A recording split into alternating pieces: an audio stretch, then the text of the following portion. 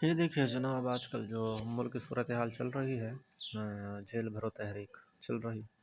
और इमरान खान साहब उन्होंने जो जेल भरो तहरीक शुरू की है, ये वैन मंगाई गई हैं कुछ पुलिस वालों की जानिब से। तो जो भी पीटीआई का जो शिदाई है, पीटीआई वाले हैं ख़ास तौर पर, तो उनको चाहिए कि गिरफ्तारी दे दें। अच्छा है, गिरफ्तारी दे दें, गिरफ्तार हो जाएंगे तो अच्छा है, कुछ दिन चैन और सुकून से तो गुजरेंगे कम से कम। तो शाबाश, जल्दी जल्दी से आएँ हमारे पीटीआई वाले भाई, जल्दी जल्दी आएँ और जल्दी जल्दी गिरफ्तारी दें ताकि जेल भर जाएँ और जेल भरो तहरीक जो शुरू की है इमरान खान ने, वो पूरी हो सके। वैसे मुझे नहीं लगता कि कोई भी कोई भी कारकुन जो है इतना बेवकूफ़ होगा या जाहिल होगा जो अपनी जो है गिरफ्तारी दे दे।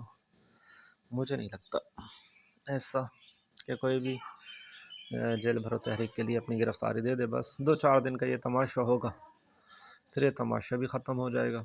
पता नहीं क्या मुल्क को बिल्कुल बेड़ा गर्क करके रख दिया है।